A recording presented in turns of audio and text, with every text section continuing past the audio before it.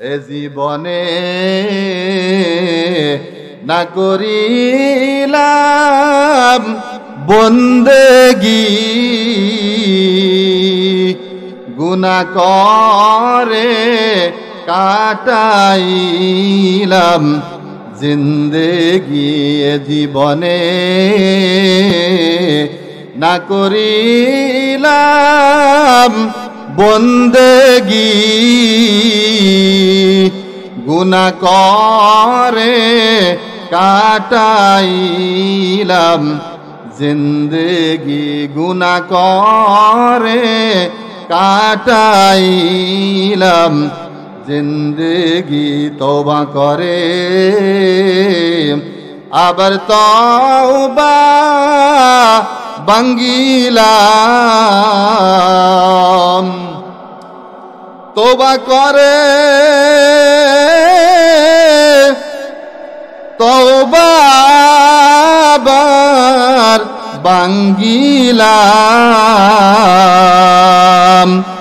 অবশেষে কাটি তওবা করিলাম, অবশেষে কাটি তওবা করিলাম। কবর হইল ছোট্ট একটা মাটির ঘর, কবর হইল ছোট্ট একটা মাটির ঘর। কেমনে থাকবো ওই কবরে জীবনভর, কেমনে থাকবো ওই কবরে জীবনভর। আল্লাহ বলছেন, ইয়া আইয়ুহার রাসূল বাল্লিগ, ওগো আমার রাসূল বাল্লিগ, কোরআন তো নাজিল করে দিলাম, এইবার এই কোরআন নিয়ে ঘরে বসে থাকলে হবে না, এই কোরআনের প্রচার করতে হবে, কোরআনের দাওয়াত দিতে হবে, কোরআনের তাবলীগ করতে হবে। মা উনজিলা ইলাইকা মির রাব্বিক, আপনার রবের পক্ষ থেকে আপনার উপরে যেই কোরআনকে নাজিল করা হয়েছে, এই কোরআনের প্রচার দাওয়াত তাবলীগ আপনাকে করতে হবে। ওয়া ইল্লাম তাফআল, আপনি যদি এই কোরআনের প্রচার না করেন, ফামা বাল্লাগতা রিসালাতাহু, তাহলে আপনার রিসালাতের দায়িত্ব ঠিক মতো আদায় হবে না। আল্লাহু ইয়াসিমুকা মিনান নাস, আর আপনি কোরআনের দাওয়াত প্রচার করতে গিয়া যদি কাফেরেরা আপনাকে আঘাত করে, আপনাকে মারতে যায়, আপনাকে হত্যা করতে যায়, আল্লাহু ইয়াসিমুকা মিনান নাস, আমার আল্লাহ আপনাকে সেই কাফিরদের হাত থেকে রক্ষা করবে। আমিনী রহমাতুল্লাহ আলাইহির ইন্তেকালের 7 দিন পর্যন্ত আকাশে সূর্য দেখা যায় নাই। বাংলার শ্রেষ্ঠ মুফাসসির, যার অবদান কোরআনের তাফসীর বাংলার জমিনে মানুষ অনেকেই চিনেছে, আল্লামা মরহুম মকবুল দেলাওয়ার হোসেন সাঈদী রহমাতুল্লাহ আলাইহির ইন্তেকালের সময় পুরা বিশ্বটাকে মনে হয় একটা ভূমিকম্প হয়ে গেছে। আল্লাহওয়ালা বুজুর্গ যাদের অন্তর চক্ষু খোলা আছে, তারা কবরে কি হয় সেটাও দেখেন। তিনি যখন কবরের কাছে দাঁড়াইলেন, দেখতেছেন কোরআনুল কারীমের আওয়াজ আসতেছে, সুবহানাল্লাহ কোন, কোরআনের তেলাওয়াতের আওয়াজ আসছে। আল্লাহওয়ালা বুজুর্গ চতুর্পাশে খুঁজলেন, খুঁজতে দেখে চোখের দৃষ্টির মধ্যে কোনো মানুষ নাই, কিন্তু কোরআনুল কারীমের তেলাওয়াতের শব্দ পায়। অন্তর চক্ষু খুলে দিলেন, দেখতেন সে কবরের মধ্যে কোরআনের তেলাওয়াত হইতেছে। আল্লাহওয়ালা বুজুর্গ কবরের মধ্যে ওই লোকটাকে জিজ্ঞাসা করলেন যে, ভাই এই কবরের মধ্যে তুমি কতদিন পর্যন্ত কোরআনুল কারীমের তেলাওয়াত করো? কবর থেকে ওই লোকটা উত্তর দিল, ভাই কোরআনুল কারীমের কতদিন তেলাওয়াত করি এটা আশ্চর্যের বিষয় নয়, তবে এই পর্যন্ত আমি 5000 খতম করেছি। আমি আপনাদের সামনে কোরআনুল কারীমের অসংখ্য আয়াত থেকে একটি আয়াতে কারিমা তেলাওয়াত করছিলাম। নবীজির অসংখ্য বাণী হাদিস থেকে একটি হাদিস তেলাওয়াত করছিলাম। আয়াত এবং হাদিসের আলোকে কোরআন দিয়ে কোরআনের পরিচয়, কোরআনের উপর বর্তমান বিশ্বে কোরআনের পরিচয়ের উপরে আমি কিছু কথা মোজাকারা করব, যাতে করে মালিক যেন সর্বপ্রথম আমাকে এবং যারা আপনারা শুনবেন আপনাদেরকে হেদায়েতের উদ্দেশ্যে আমলের নিয়তে ইখলাসের সাথে বলা এবং শ্রবণ করার তৌফিক দান করেন। শুকরিয়া আদায় করি আলহামদুলিল্লাহ। আমরা আজকে মাহফিলে আসতে পারি খুশি না বেজার? সবাই খুশি।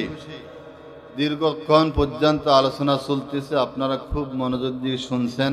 যতটুকু টাইম আলোচনা করব ইনশাআল্লাহ, কোনো বানানো কিচ্ছা বলবো না, সরাসরি কোরআন থেকেই কিছু কথা বলবো, যাতে করে, কারণ আল্লাহর এই পৃথিবীর মধ্যে কোরআনের চেয়ে দামি কোনো কিতাব আছে? নাই।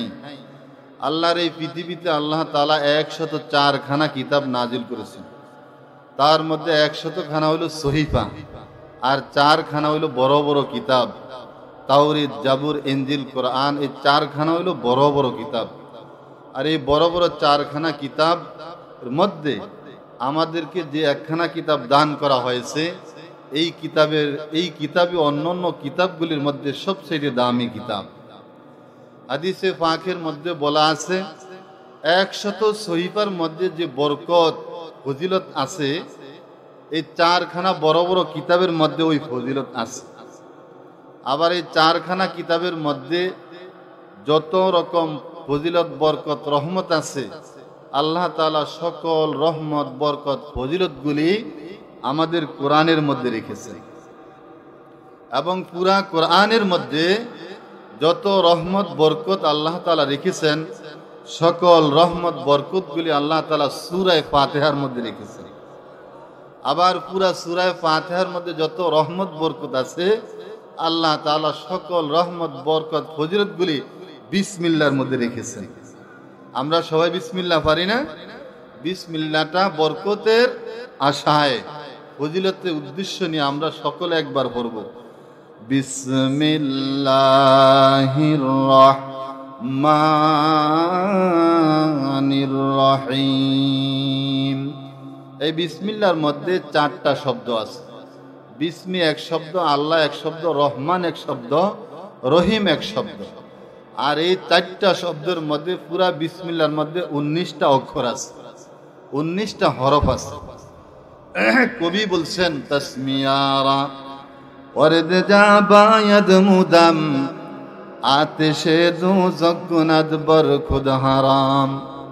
এই বিসমিল্লাহকে সকাল এবং সন্ধ্যা আল্লাহর যে কোনো বান্দা তেলাওয়াত করবে, পড়বে, আল্লাহ তাআলা সে যদি ওই দিন মারা যায়, তার উপরে জাহান্নামের আগুনকে হারাম করে দিবে। এত ফজিলত, এত রহমত। লাউলা তাসমিয়া লা হালাকাল বারিয়া। আল্লাহর এই পৃথিবী যদি আল্লাহ বিসমিল্লাহ না দিতেন, পুরা পৃথিবী ধ্বংস হয়ে যেত। বিসমিল্লাহর এত ফজিলত। এই জন্য বিসমিল্লাহ বলে যত কাজ শুরু করা হয়, সকল কাজের মধ্যে বরকত দেন কে?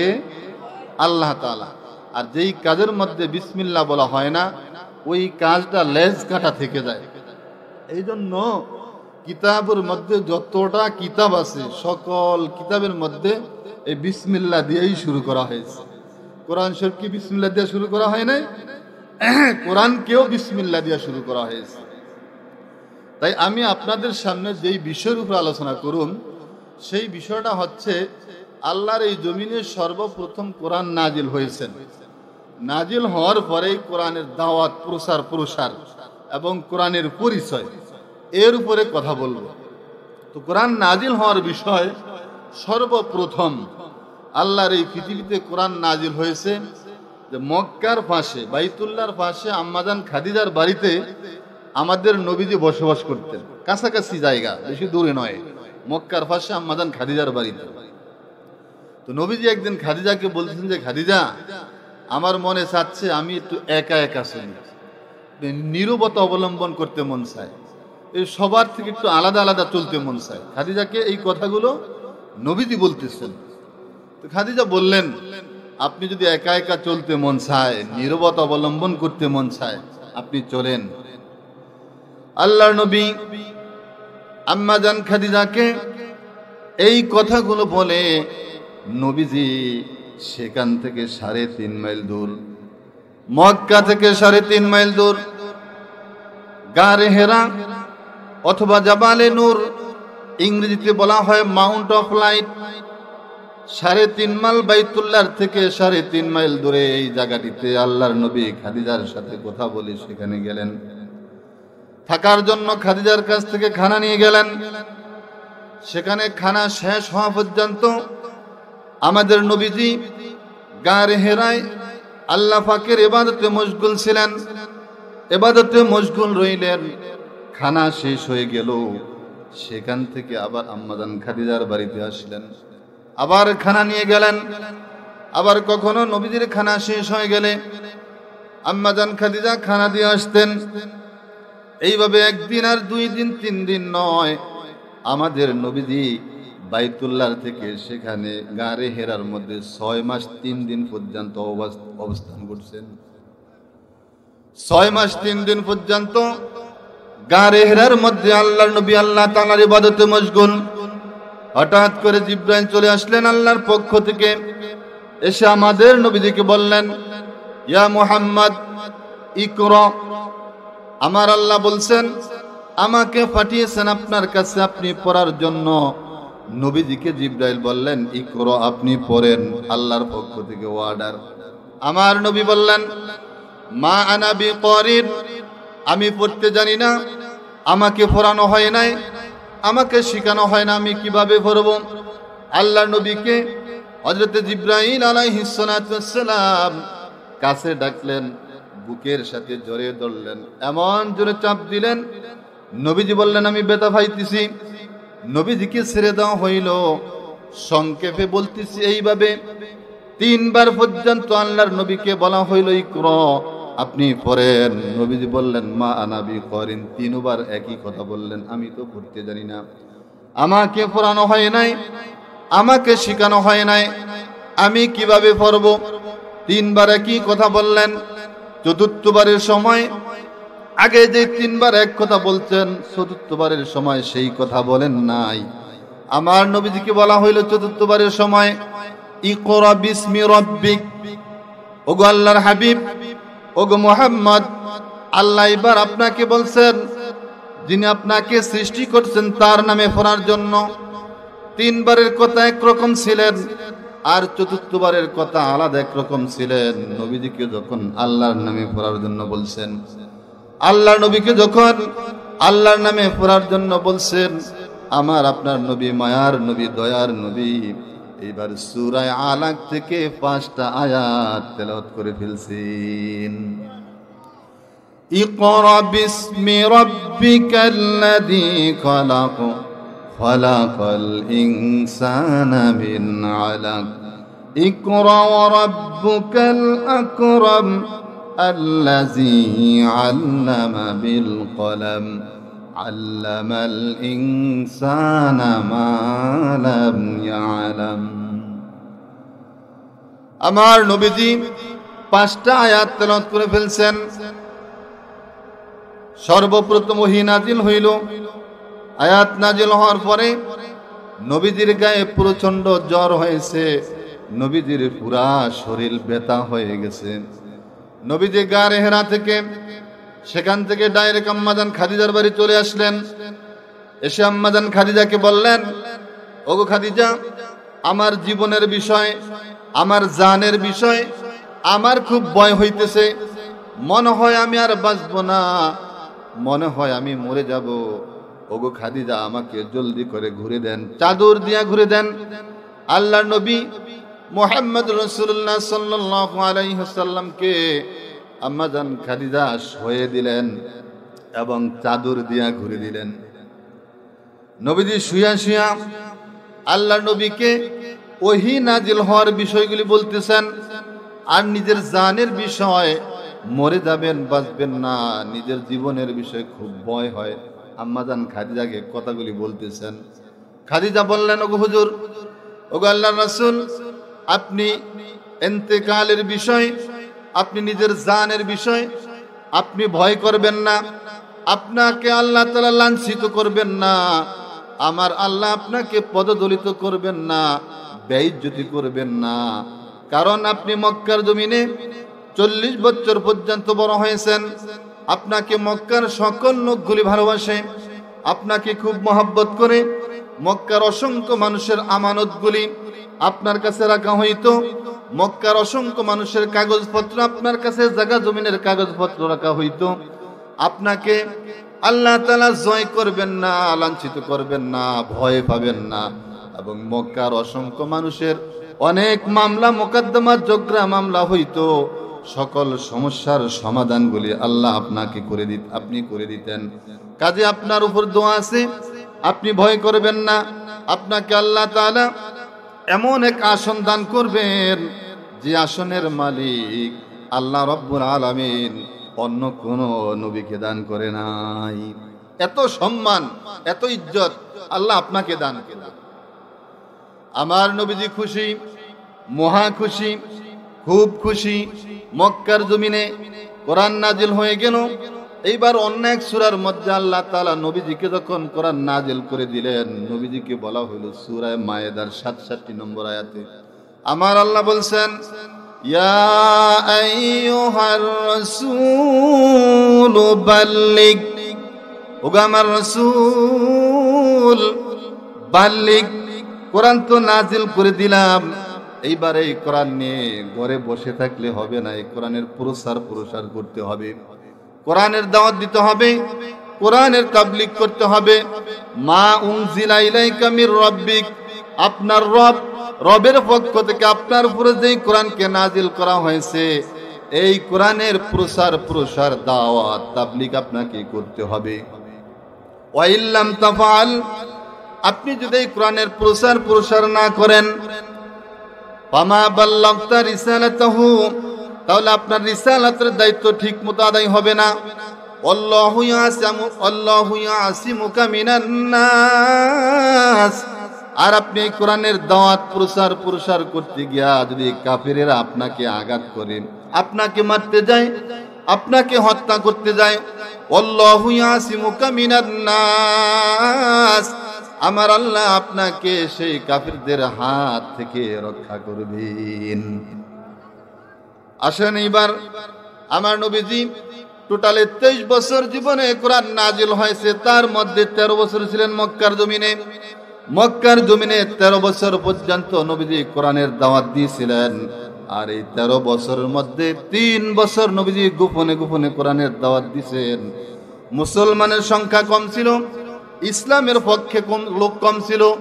কম থাকার কারণে আমার নবীজি প্রকাশ্য কোরআনের দাওয়াত দিতে পারে নাই, গোপনে বিভিন্ন জায়গায় ছড়িয়ে ছিটিয়ে গোপনে কোরআনের দাওয়াত দিতেছেন। 3 বছর পর্যন্ত আমার নবী গোপনে কোরআনের দাওয়াত দিয়েছেন। আর এই 3 বছরের মধ্যে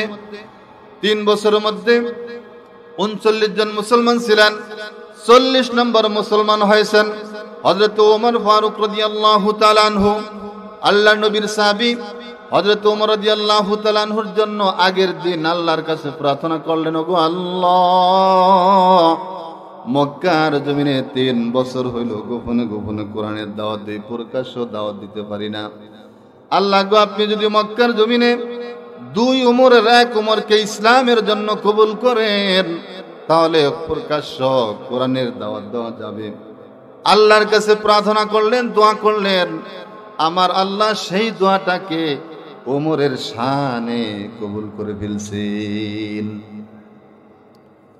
ওমর যখন ইসলাম গ্রহণ করে ফেললেন, লম্বা ওয়াকিয়া, সেটা আপনি অনেকে জানেন, সেটা বলবো না। আল্লাহ নবীর সাহাবী ওমর যখন ইসলাম গ্রহণ করে ফেলছেন, ওমর ডাইরেক্ট ঘোষণা দিয়ে দিলেন, ওপেন চ্যালেঞ্জ দিয়ে দিলেন, আজ থেকে মক্কার জমিনে গোপনে কোরআনের দাওয়াত হবে না, গোপনে আজান হবে না, গোপনে নামাজ হবে না। আজ থেকে মক্কার জমিনে প্রকাশ্য কোরআনের দাওয়াত হবে এবং প্রকাশ্য আজান হবে, প্রকাশ্য নামাজের জামাত হবে। এতদিন পর্যন্ত নামাজও পড়তে পারতো না, প্রকাশ্যে কোরআনের দাওয়াত দিতেই তো পারতই না, আজান তো নাই। ওমর যখন ইসলাম গ্রহণ করে ফেলছে, যখন ঘোষণা দিয়ে দিলেন, আরেকটা কথা বললেন, মক্কার জমিনে এতদিন পর্যন্ত সকলে মুহাম্মাদের বিরোধিতা করতাম, আজ থেকে তার বিরোধিতা করতে যাবা না। যদি বিরোধিতা করতে যাও তাহলে ওমরের লাঠি এতদিন অস্ত্র কাফেরদের পক্ষে ছিল, আজ ওমরের হাত এবং অস্ত্র চলবে মুহাম্মাদের পক্ষে। সুতরাং কেউ যদি তার স্ত্রীকে বিধবা বানাইতে না চাও, ছেলেকে যদি এতিম বানাইতে না চাও, তাহলে আমি ওমরের তরবারি নিচে আসবা না। প্রকাশ্য কোরআনের দাওয়াত দেওয়া শুরু হয়ে গেল, নামাজের জামাত শুরু হয়ে গেল, আজান দেওয়া শুরু হয়ে গেল।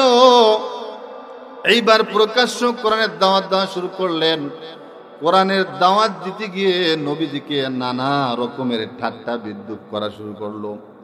কাফেররা কয়, মুহাম্মদ, মক্কার জমিনে এত ধনী ধনী লোক আছে, বংশবাড়ি লোক আছে, তাদেরকে তুই আর তোমার মতো একটা গরিব মানুষে কিভাবে নবুয়তি দেওয়া হয়? তোমার নবুয়তি বিশ্বাস করি না।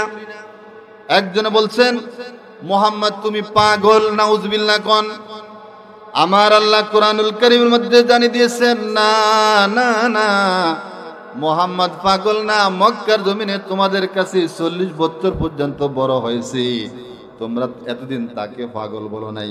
এতদিন পর্যন্ত তোমাদের জায়গা জমিনের সালিশ করে দিত, বিচার ফয়সালা করে দিত, এতদিন তো পাগল বলো নাই। তোমাদের কাগজপত্র তার কাছে রেখে আসতা, এখন কেন পাগল বলো? আমার আল্লাহ বলে দিয়েছেন, ওয়ামা সাহিবুকুম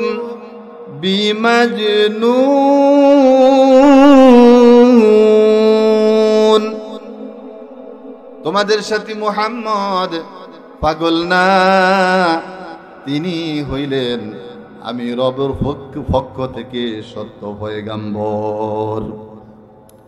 আবার কেউ কেউ, মুহাম্মদ তুমি একটা কবি। কবি বুঝেননি? বানে বানে কবিতা কও, কোরআনের নামে কবিতা কও, কোরআনের নামে কবিতা কয়ে সানে দাও। আমার আল্লাহ সূরা মুজাম্মিল অথবা সূরা মুদ্দাসিরের মধ্যে জানিয়ে দিয়েছেন, ওমা হুয়া বিকৌলি শাইর, আমি আমার হাবিবকে কবি বানাই নাই, তিনি কবি নয়, তিনি হইলেন আমি রবের পক্ষ থেকে সত্য পয়গম্বর। আবার কেউ কয় মুহাম্মদ একটা গণক। আমার আল্লাহ বলছেন, না, মুহাম্মদ গণকও না, মুহাম্মদ কবিও না, মুহাম্মদ পাগলও না। মুহাম্মদ হইল এমন একজন লোক, যেই লোকটাকে বিশ্ব মানবতার জন্য, বিশ্ব মানবতার কল্যাণের জন্য প্রেরণ করেছি।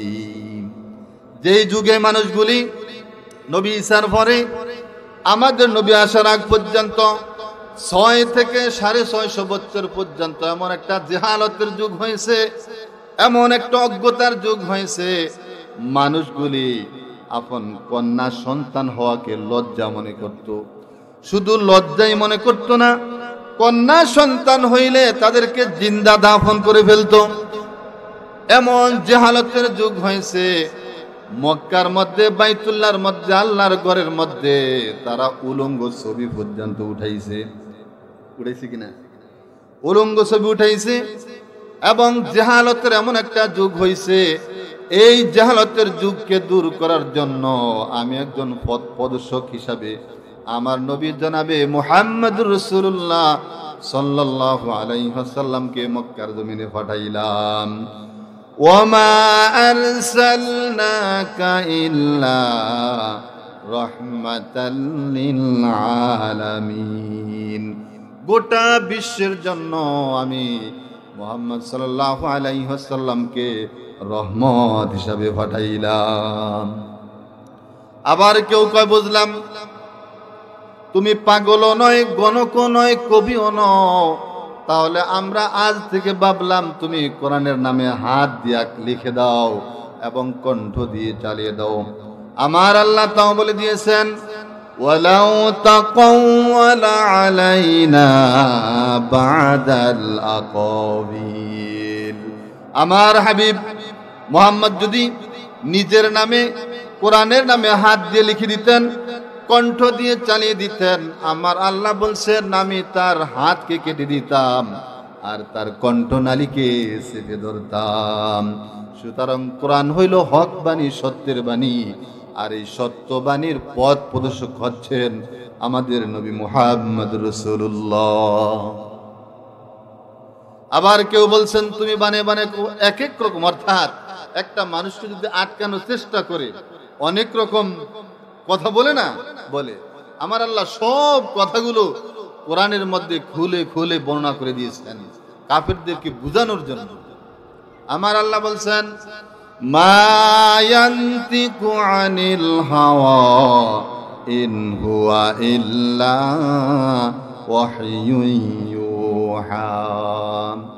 মুহাম্মদ সেই কথাই বলেন যেই কথা মুহাম্মদকে জিবরাইল বলেন, আর জিবরাইল সেই কথাই বলেন যেই কথা জিবরাইলকে আমার আল্লাহ বলেন। মুহাম্মদ হারগিজ না গুপ্তা, তা না গুপ্তা জিবরাইল, জিবরাইল হারগিজ না গুপ্তা, তা না গুপ্তা রব জলিল। কাফেররা নবীজির বাণীগুলোকে তারপরও বিশ্বাস করে না, মানতে রাজি না। না মানার কারণে কেউ বলছেন মুহাম্মদ বানিয়ে বানিয়ে কোরআন কও। আমার আল্লাহ সূরা বনী ইসরাঈলের 88 নম্বর আয়াতের মধ্যে বলে দিয়েছেন তোমরা যারা কও মুহাম্মদ বানিয়ে বানিয়ে কথা বলে, তোমাদেরকে বলে দিচ্ছি সূরা বনী ইসরাঈল 88 নম্বর আয়াতের মধ্যে আল্লাহ বলছেন কুল লা ইন ইজতামা'তিল ইনসু ওয়াল জিন্নু على أن يأتوا بمثل هذا القرآن لا يأتون بمثله ولو كان بعضهم لبعض ظهيرا। ও কাফিরেরা তোমরা শুনে রাখো, যারা বলছো মুহাম্মদ বানিয়ে বানিয়ে কোরআন বলছে, তোমাদেরকে আমার আল্লাহ চ্যালেঞ্জ করে দিলেন পৃথিবীর সমস্ত জিনেরা এক হও, সমস্ত মানুষগুলি এক হও, অর্থাৎ মক্কার সমস্ত লোকগুলি পুরা পৃথিবীর মানুষ নিয়া এক হও, আর এক হইয়া আলা আইয়াতু বিমিসলি হাযাল কোরআন, এই কোরআনের মতো একটা কোরআন বানিয়ে দাও। লা ইয়াতুনা বিমিসলিহি, এই কোরআনের মতো একটা কোরআন তারা বানিয়ে দিতে পারে নাই। 1400-1500 বছর চলে গেছে, এই কোরআনের মতো কোরআন কি তারা বানিয়ে দিতে পারছে ভাই? পারবে? পারবে মনে করেন? পারে না। কোরআনের মতো কোরআন বানিয়ে দিতে পারে নাই। এইবার আল্লাহ তাআলা সূরা বাকারার 23 নম্বর আয়াতের মধ্যে বলছেন যেহেতু বানিয়ে দিতে পারোই নাই, তাহলে আরেকটা চ্যালেঞ্জ দিলাম। সূরা বাকারার 23 নম্বর আয়াতের মধ্যে আল্লাহ বলছেন وَإِن كُنتُمْ فِي رَيْبٍ مِّمَّا نَزَّلْنَا عَلَى عَبْدِنَا فَأْتُوا بِسُورَةٍ مِّن مِّثْلِهِ وَادْعُوا شُهَدَاءَكُم مِّن دُونِ اللَّهِ إِن كُنتُمْ صَادِقِينَ। আমি আমার বান্দা জনাবে মুহাম্মদ রাসূলুল্লাহ সাল্লাল্লাহু আলাইহি ওয়াসাল্লামের উপরে যেই কোরআনকে নাজিল করলাম, এই কোরআনের মধ্যে যদি তোমাদের কারো সন্দেহ হয়, ফাআতু বিসূরাতিন, পুরা কোরআন বানানোর জন্য বলছিলাম তা তো পারোই নাই। ফাআতু বিসূরাতিন মিন মিসলিহি, পুরা কোরআন শরীফের মধ্যে 114টা সূরা আছে। সবচাইতে বড় সূরা হইল সূরা আল বাকারা, সূরা আল ইমরান, সূরা নিসা, সূরা মায়েদা। এতগুলা সূরা বানাইলাম, লম্বা সূরা বানান দরকার নাই। আলা আইয়াতু ফাআতু বিসূরাতিন মিন মিসলিহি, 114টা সূরার মধ্যে একটা সূরা আছে সূরা কাউসার। জোরে কোন বড় না ছোট? অনেক ছোট সূরা না, একবারে ছোট সূরা। লম্বা সূরা বানান দরকার নাই, পুরা কোরআন তো বানাইতে পারোই নাই। তোমাদেরকে চ্যালেঞ্জ ছুড়ে দিলাম, আমার হাবিবুর উপর যে কোরআন নাজিল করলাম, যদি তোমাদের কারো সন্দেহ হয় তাহলে সূরা কাউসারের মতো একটা সূরা বানিয়ে দেখাও। 1400-1500 বছর চলে গেলেন, সূরা কাউসারের মতো একটা সূরা তারা বানিয়ে দিতে পারে নাই। সকল ভাবে যখন তারা ব্যর্থ, এইবার নবুয়তের 10ম বছর চলে গেছেন। নবুয়তের 10ম বছর চলে যাওয়ার পর ওই বছরই অর্থাৎ মক্কার জমিনে আল্লাহর নবী 13 বছর যে কোরআনের দাওয়াত দিচ্ছেন 4টা মিশনে, প্রথম 3 বছর গোপনে গোপনে, পরের 2 বছর দিলেন প্রকাশ্য ওমরের ইসলাম গ্রহণ করার কারণে, পরে আবার 5 বছর প্রকাশ্য দাওয়াত দিয়া মুসলমানের সংখ্যা অনেক হয়ে গেছেন। এই 3, 2, 5 আবার 5, 10 বছর চলে যাওয়ার পরে আল্লাহ নবী সাল্লাল্লাহু আলাইহি ওয়াসাল্লামের মক্কার জমিনে সবচেয়ে মাতা, তার মাথার উপরে 2টা ছায়া ছিলেন। একটা ছায়া হইল আবু তালেব নবীজির চাচা, আর একটা ছায়া হইল তার স্ত্রী আম্মা জান খাদিজা।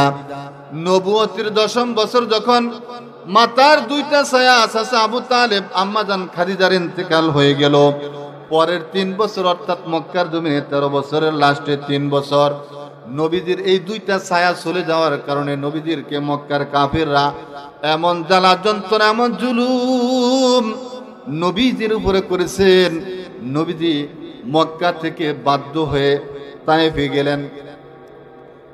মক্কার জমিনে 10 বছর পরে যখন তারা 2 জন মারা গেলেন, নবীজির উপরে 10 বছরে যতটুকু জুলুম নির্যাতন করলেন, এই সকল জুলুম নির্যাতন এক করলে 3 বছরে তার চেয়ে বেশি জুলুম করেছেন।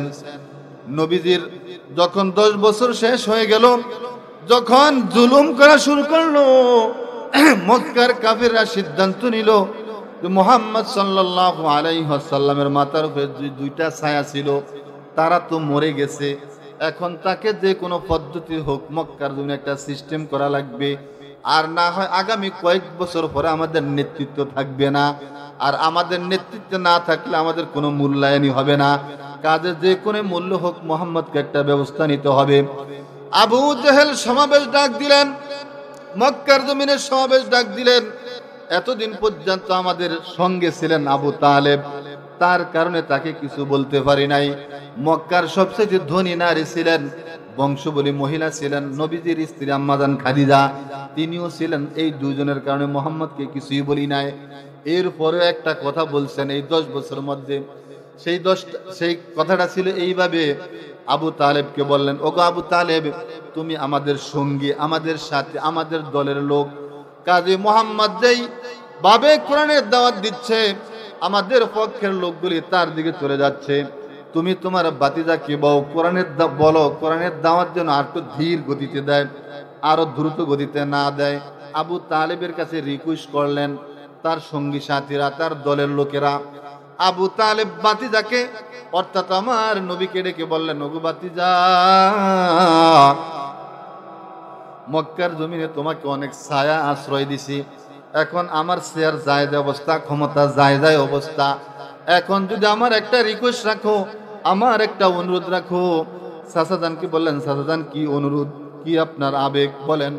চাচা বললেন, বাতিজা, আমার দলের লোকেরা আমার শেয়ার সরিয়ে দিবে, আমার পোস্ট পজিশন থেকে আমাকে বের করে দিবে, কাজে তোমার কাছে অনুরোধ হইল তুমি কোরআনের দাওয়াত যে দ্রুত গতিতে দাও, যে গতিতে দাও তার চেয়ে গতি একটু কমিয়ে দাও।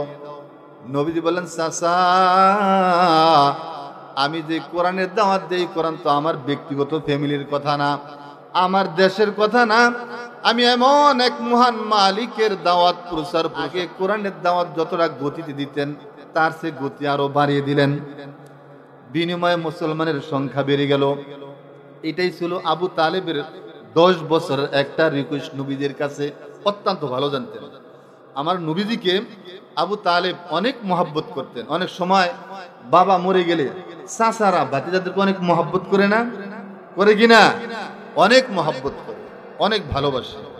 তো নবীজিকেও আবু তালেব একবার হৃদয় থেকে ভাতিজা হিসাবে, যেহেতু গার্ডিয়ান মা মারা গেছে, বাবাও মারা গেছে, ছায়াস্বরূপ কেউ নাই, কাজে ভাতিজাকে দেখার দায়িত্ব আমার, তো তিনি দেখাশোনা করলেন। এরপরে কোরআনের দাওয়াত দিতে যখন রিকোয়েস্ট করলেন, অনুরোধ করলেন, তিনি আরো গতি বাড়িয়ে দিলেন। কারণ চাচা তো চাচা, আমার দুনিয়া পর্যন্তই শেষ, আর আমার এই কোরআন দুনিয়া এবং আখিরাতে পৃথিবীর জমিনে এটার দাওয়াত দিয়ে আমাকে কোরআনের রাজ কায়েম করতে হবে, এটা আমার আল্লাহর পক্ষ থেকে আমার প্রতি আদেশ। নবীজির যখন 10 বছর নবুয়তের জিন্দেগি শেষ, আম্মা জান খাদিজাও মারা গেলেন, চাচা আবু তালেবও মারা গেলেন। এই 3 বছর নবীদের উপরে জুলুম নির্যাতন এমন বাড়লো, কেমন বাড়ছে। বুখারী শরীফের হাদিসের বর্ণনায় আল্লাহ নবী একটা হাদিস বর্ণনা করছেন যে আমার নবীজি বাইতুল্লাহর পাশে সালাত আদায় করতেছেন, নামাজ পড়তেছেন, ইবাদত করতেছেন। পাশে কিছু যুবক, কুরাইশদের কাফেরদের কিছু যুবক দাঁড়ানো, বখাটে যুবকরা আলোচনা করছে, মুহাম্মদ দেখো বাইতুল্লাহর পাশে আমাদের সামনে সালাত আদায় করছে, নামাজ আদায় করছে, মুহাম্মাদের কত বড় সাহস। যুবকদের থেকে ঘোষণা করে দেওয়া হইল, মুহাম্মদ যখন নামাজের সিজদায় যায় তখন আরবের অমুক জায়গায় যত আরবের মধ্যে উট জবাই করা হয়, গরু জবাই করা হয়, ছাগল জবাই করা হয়, ভেড়া জবাই করা হয়, এই উট ছাগল গরু ভেড়ার যত ময়লা আছে, নারী বুড়ি আছে, সবগুলি ওই জায়গায় রাখা হয়। কুরাইশের কাফেরেরা তাদের মধ্যে বলাবলি করলেন, যদি কেউ আমাদের মধ্য থেকে একজন কেউ মুহাম্মদ যখন সিজদায় যায় অমুক জায়গা থেকে সে নারী বুড়ি পচা ময়লা গান্দাগুলি সিজদায় যখন যায় তার পিঠের উপরে দিতে পারবা, তাকে 100 উট পুরস্কার দেওয়া হবে। কুরাইশদের কাফেরদের মধ্যে যুবকদের মধ্যে একজন রাজি হয়ে গেল। 100 উট পুরস্কার পাওয়ার আশায় সেই জায়গা থেকে নবীজির পিঠের উপরে জুলুম করার জন্য, নির্যাতন করার জন্য সেখান থেকে নারী বুড়ি ময়লা গন্ধাগুলি আনলেন। আল্লাহ নবী যখন আল্লাহর কাছে দিদারে সিজদায় গেলেন, ওই পাপিষ্ঠ কাফের উতবা ইবনে রবিয়া তার নাম, তিনি আল্লাহ নবীর যখন সিজদায় গেলেন সিজদার উপরে সমস্ত নারী বুড়িগুলি ঢেলে দিলেন। নবীজি সিজদা থেকে উঠলে যুবককে বললেন, যুবক আমি তো তোমার কোনো ক্ষতি করলাম না, আমি তো তোমার কোনো বিরোধিতা করলাম না, তোমার পথের কাটাও হইলাম না, তাহলে কেন আমাকে শুধু শুধু এই জুলুমগুলি করছো? যুবক কয়, তুমি কি বোঝো না, এতদিন তোমার মাতার ছায়া ছিল তোমার চাচা আবু তালেব, তোমার মাতার ছায়া ছিল আম্মা জান খাদিজা, এখন তোমাকে অত্যাচার জুলুম করলে কেউ কিছু বলার নাই, কাজেই তোমার ইচ্ছা হইলে এই দেশে থাকো, আর না হইলে যাও। নবীজি কান্না সুরে বাইতুল্লাহর পাশ থেকে সিজদা থেকে উঠলেন। এই পথ দিয়ে আবু বকর যাচ্ছেন। আবু বকর নবীজির মেয়ে ফাতেমা রাদিয়াল্লাহু তাআলা আনহাকে বললেন, ওগো ফাতেমা, তোমার বাবাকে কাফেরেরা, মক্কার কাফেররা এমন জুলুম নির্যাতন করছে।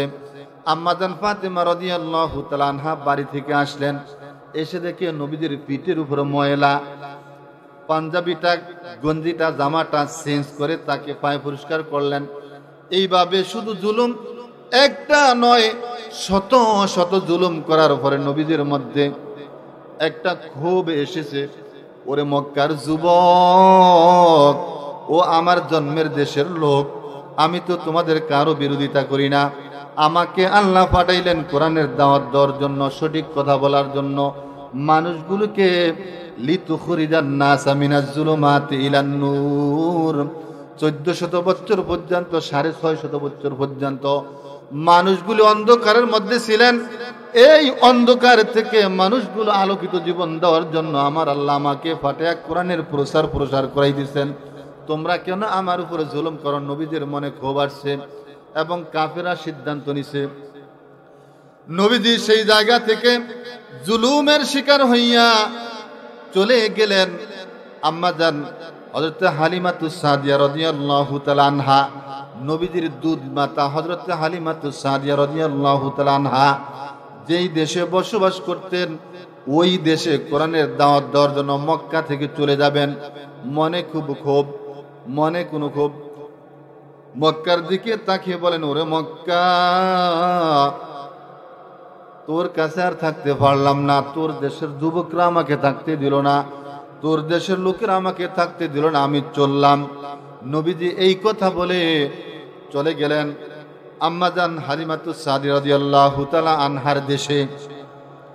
মনে বড় আশা, আমার বাবার দেশের লোক আমার দাওয়াত গ্রহণ করে নাই, আমার নানা বাড়ির দেশের লোক আমার দাওয়াত গ্রহণ করবে। মনে অনেক বড় আশা আকাঙ্ক্ষা নিয়ে সেই দেশে চলে গেলেন।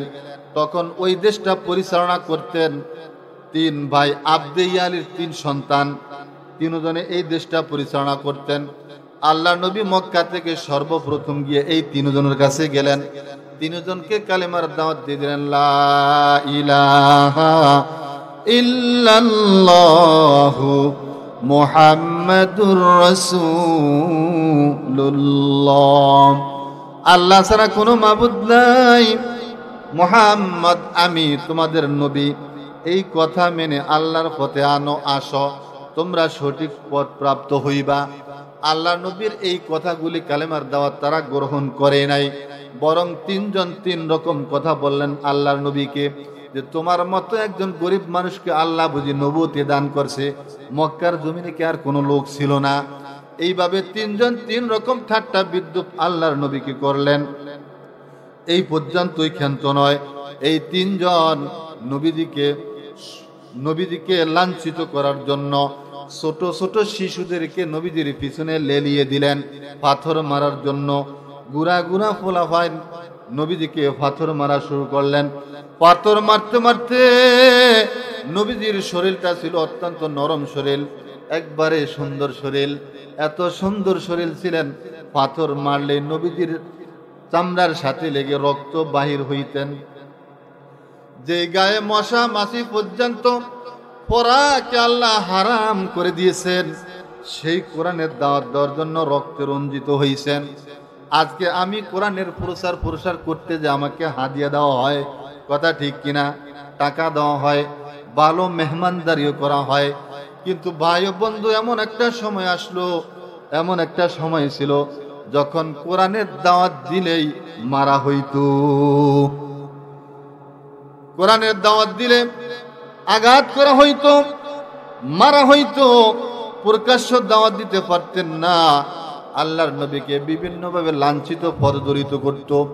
মক্কার কাফেরেরা নবীজিকে এমনকি হত্যা করার পর্যন্ত ষড়যন্ত্র করছে। জোরে কোন করছে কি করে নাই? গভীর রজনীতে আবু জেহেলের নেতৃত্বে, আবু জেহেল ছিল মাতা, নেতা ছিলেন, নেতার নেতৃত্বে আবু জেহেল আল্লাহর নবী মুহাম্মদ রাসূলুল্লাহ সাল্লাল্লাহু আলাইহি ওয়াসাল্লামকে হত্যা করার জন্য মক্কার যুবকদেরকে ডাক দিলেন। গভীর রজনীতে যুবকদেরকে ডাক দিলেন আবু জেহেল। আবু জেহেল ডাক দেওয়ার পরে মক্কার যত লিডার আছে সবাই উপস্থিত হইল। এইবার আবু জেহেল ভাষণ দিল যে এতদিন পর্যন্ত মুহাম্মাদের দাওয়াত আমরা সহ্য করে গেছি, এখন আবু তালেবও নাই, খাদিজাও নাই, এখন মুহাম্মদকে একটা ব্যবস্থা করতে হবে। যদি ব্যবস্থা না করা হয় তাহলে আমাদের সামনের জীবনটা ক্ষতির মধ্যে পড়ে যাবে। এই জন্য তোমরা পরামর্শ দাও যে একটা ব্যবস্থা করা যায় কিনা। আল্লাহ নবীকে হত্যা করার জন্য আবু জেহেল দারুন নদওয়াতে পরামর্শ সভা বসাইলেন, বললেন তোমরা পরামর্শ দাও। পরামর্শ দিলেন, একজন বললেন মুহাম্মদ সাল্লাল্লাহু আলাইহি ওয়াসাল্লামকে এই দেশ থেকে তাড়িয়ে দেওয়া হোক, নবীজিকে মক্কা থেকে তাড়িয়ে দেওয়া হোক। আবু জেহেল কয় না না না, মুহাম্মদকে তাড়িয়ে দেওয়া যাবে না, কারণ মুহাম্মদকে যদি তাড়িয়ে দেয় তার সঙ্গের যে লোকগুলি আছে, তার ধর্মের যে লোকগুলি আছে, তার যে অনুসারীরা আছে তার সাথে চলে যাবে, ওই দেশে আবার কোরআনের দাওয়াত দেওয়া শুরু করবে, কাজে তাকে তাড়িয়ে দেওয়া হবে না। আরেকজন পরামর্শ দিল যে মুহাম্মদকে 4 দলের মধ্যে বন্দী করে রাখা হোক। আবু জেহেল কয় না, তাকে 4 দলের মধ্যে বন্দী করাও রাখা যাবে না, কারণ তার অনেক অনুসারী আছে যাদের জীবন তারা মৃত্যুরে ভয় পায় না, মরণের ভয় পায় না। আমার 4 দেওয়ালকে ভাঙ্গা মুহাম্মদকে বের করে আনবে।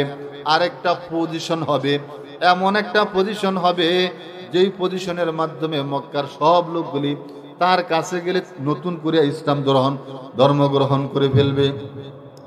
আরেকজন পরামর্শ দিল, আবু জেহেল বলল তাড়িয়ে দেওয়া হবে না, 4 দেওয়ালের মধ্যে বন্দী করে রাখা যাবে না, তাহলে কি করা যায়?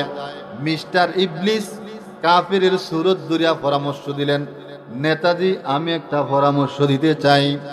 আবু জেহেল কয় কি পরামর্শ দেন, জলদি করে দেন। বলল মোহাম্মদকে একবারে খতম করে দেওয়া হোক। নাউজুবিল্লাহ কইবেন না।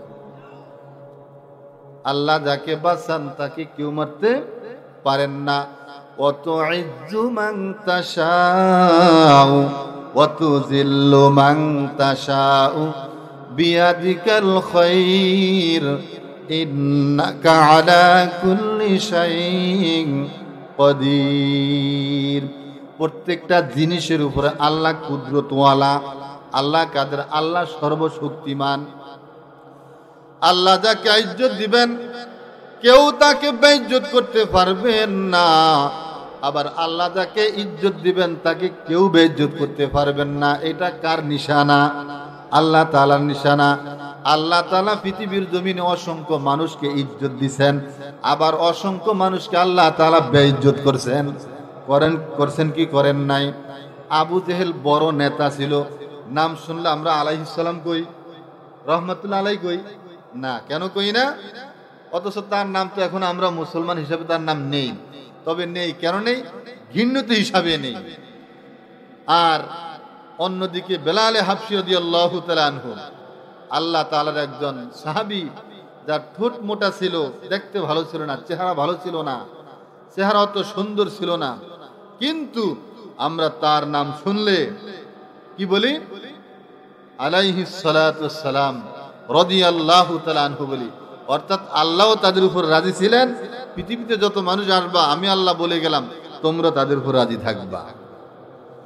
এমন জীবন করিও গঠন, মরিলে হাসিবে তুমি কাঁদিবে ভুবন। যেদিন আমি প্রথম এসেছিলাম ভবে, হেসেছিলে সবে। ঠিক কিনা কথা? আমরা সবাই যখন দুনিয়াতে আসছি আমাদের আত্মীয় স্বজনরা হাসছে, খুশি হয়েছে, আনন্দ করছে, মিষ্টি মুখ করছে, কত আনন্দ করছে, বন্ধু বান্ধবকে দাওয়াত দিচ্ছে। এই দুনিয়ার মানুষের হাসি ছিল। তো কবি বলেন, যেদিন তুমি এসেছিলে ভবে, হেসেছিলে সবে, এমন জীবন করিও গঠন, মরণে হাসিবে তুমি কাঁদিবে ভুবন। এমন লোক মারা যায়, মারা গেলে অনেকে আলহামদুলিল্লাহ বলছে কি বলে নাই, মাশাআল্লাহ বলছে কি বলে নাই। আবার এমন মানুষও মারা গেছে যাদের মারা যাওয়াতে আকাশ কেঁদেছে, জমিন কেঁদেছে, মানুষও কেঁদেছে।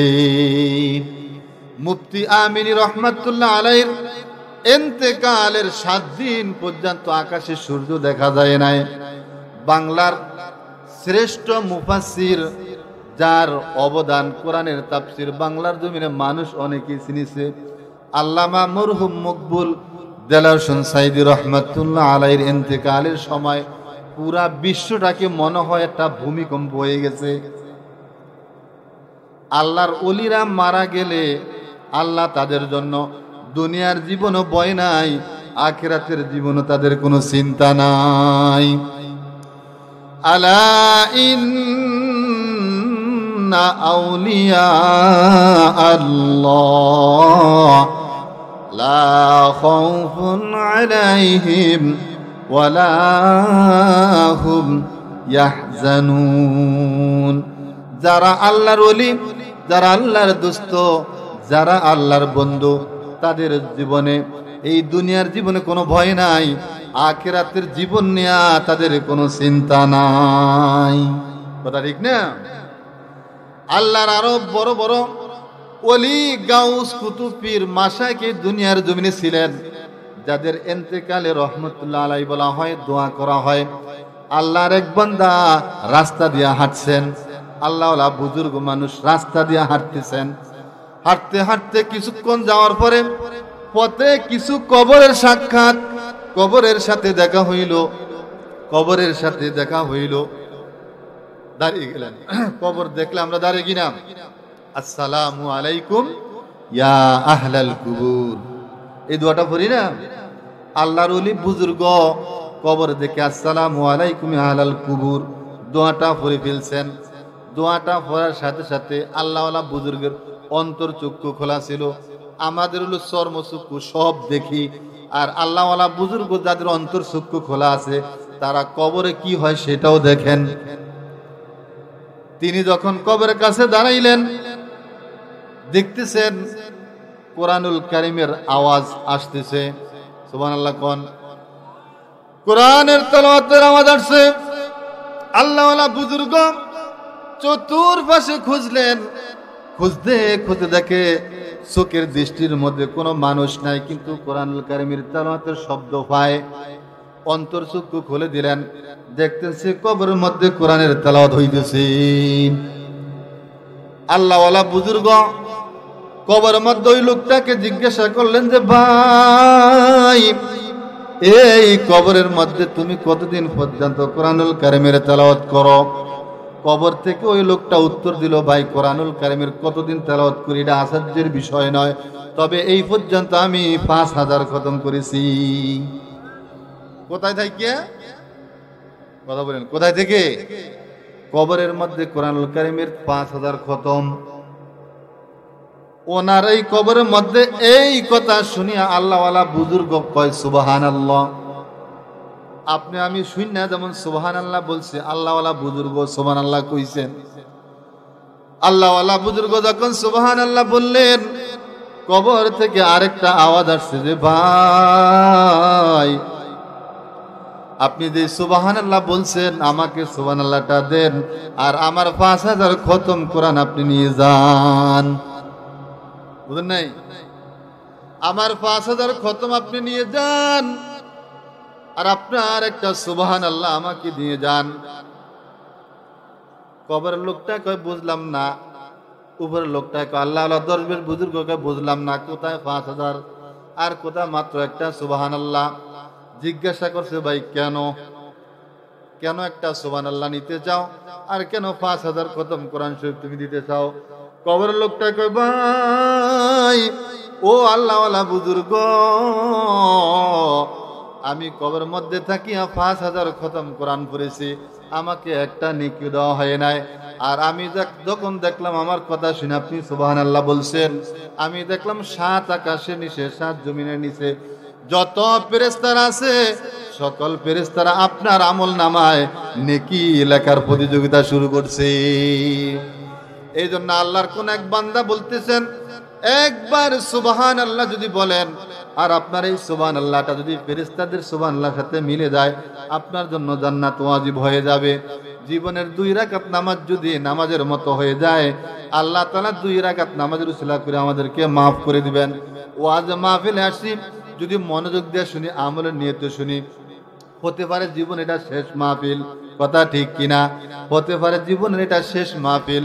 আল্লাহ তাআলার এক ফটো সাংবাদিক ফেরেশতারা আছে, যারা চতুর্পাশ থেকে সাংবাদিক হিসাবে এটাকে ভিডিও করতেছেন। কিয়ামতের দিন যখন আমার আপনার কোনো নাজাতের উসিলা থাকবে না, এটাই নাজাতের উসিলা হতে পারে কি পারে না? মাওয়াইজে আশরাফিয়া নামক একটা কিতাব আছে, ওই কিতাবটার মধ্যে একটা ঘটনা উল্লেখ করা হয়েছে। আল্লাহর এক বান্দার মিজানের হাসর ময়দানে মিজানের পাল্লায় নেকি এবং বদি ওজন দেওয়া হচ্ছে। নেকি এবং বদি যখন ওজন দেওয়া হইতেছে, ওজন দেওয়ার কারণে আল্লাহর বান্দার গুনাহের পাল্লা ভারী হয়ে গেছে, নেকের পাল্লা বেশি হয়ে গেছে। জাহান্নামের ফেরেশতারা তাকে টানা হেঁচড়া করে নিয়ে যাইতেছেন। আল্লাহর নবীর আকৃতিতে পাশে এক জায়গায় দাঁড়িয়ে রইলেন। নবীজি জিজ্ঞাসা করলেন যে ভাই ফেরেশতা, ওনাকে কোথায় নিয়ে যাওয়া হচ্ছে? ফেরেশতারা বললেন ওনাকে জাহান্নামের দিকে নিয়ে যাওয়া হচ্ছে। বলে এই উনি কে? বলে হুজুর অন্য কেউ না, এরা হইল আপনার উম্মত। বলে ওনার এই অবস্থা কেন? বলে নেকের সাথে গুনাহের পাল্লা ভারী হওয়ার কারণে জাহান্নামের ফয়সালা হয়ে গেছে। আমার নবীজির আকৃতিতে তাকে ডাকা হইল, আবার তার নেকি এবং বদি ওজন দেওয়া হোক। এইভাবে 1 বার 2 বার 3 বার তার নেকি এবং বদি ওজন দেওয়া হইল। ওজন দেওয়ার পরে 3 বারই তার জাহান্নামের ফয়সালা হয়ে গেছে। নেকি গুনাহের পাল্লা বেশি হওয়ার কারণে জাহান্নামের ফয়সালা হয়ে গেছে। এইবার আল্লাহ তাআলা তাকে একটা সুযোগ দিলেন। মাওয়াইজে আশরাফিয়া নামক কিতাবের মধ্যে উল্লেখ করা হয়েছে, তাকে একটা সুযোগ দেওয়া হইল। আজ হাসর ময়দানে তোমাকে সুযোগ দেওয়া হইল, তোমার যদি আর একটা নেকি হয় তোমাকে জান্নাতের ফয়সালা করে দেওয়া হবে। হাসর ময়দানে তোমাকে সুযোগ করে দেওয়া হইল, তুমি তোমার আত্মীয় স্বজনদের কাছ থেকে একটা নেকির ফয়সালা করো। আল্লাহর বান্দা একটা নেকির জন্য হাসর ময়দানে, পুরা হাসর ময়দানে ঘুরলেন। সর্বপ্রথম বাবার কাছে গেলেন, মায়ের কাছে গেলেন, স্ত্রীর কাছে গেলেন, ভাইয়ের কাছে গেলেন, বন্ধুর কাছে গেলেন।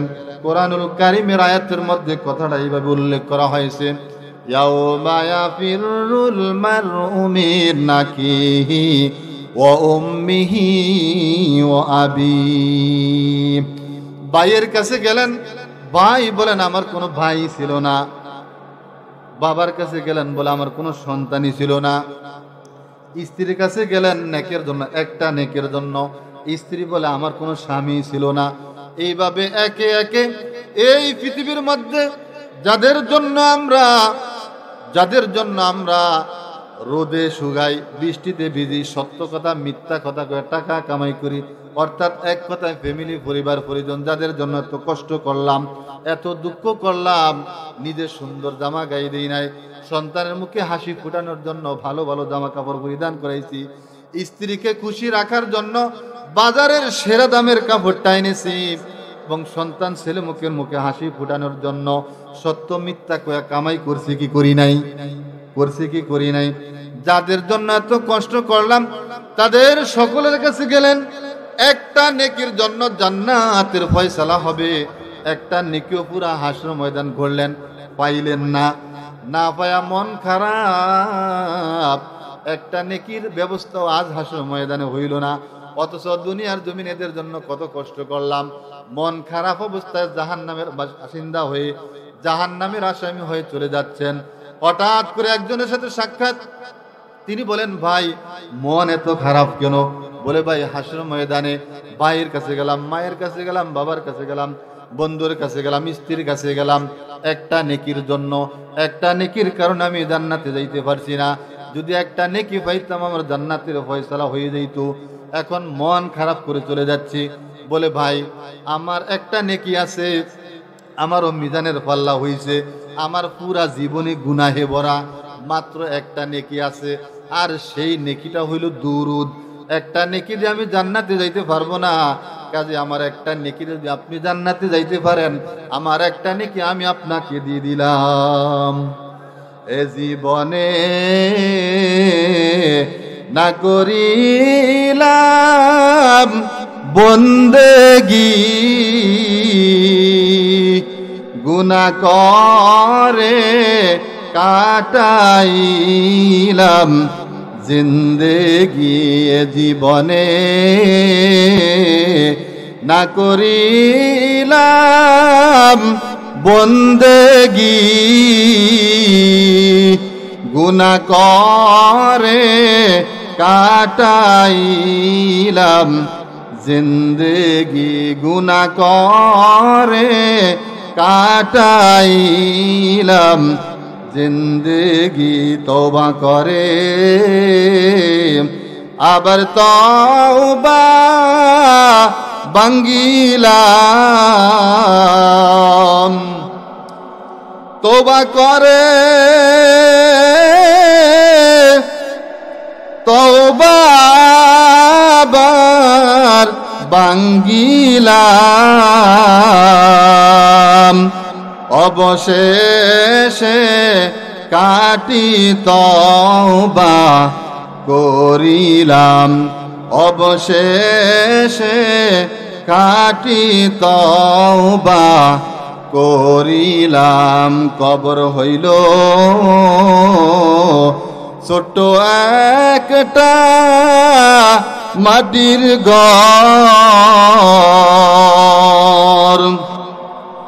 কবর হইল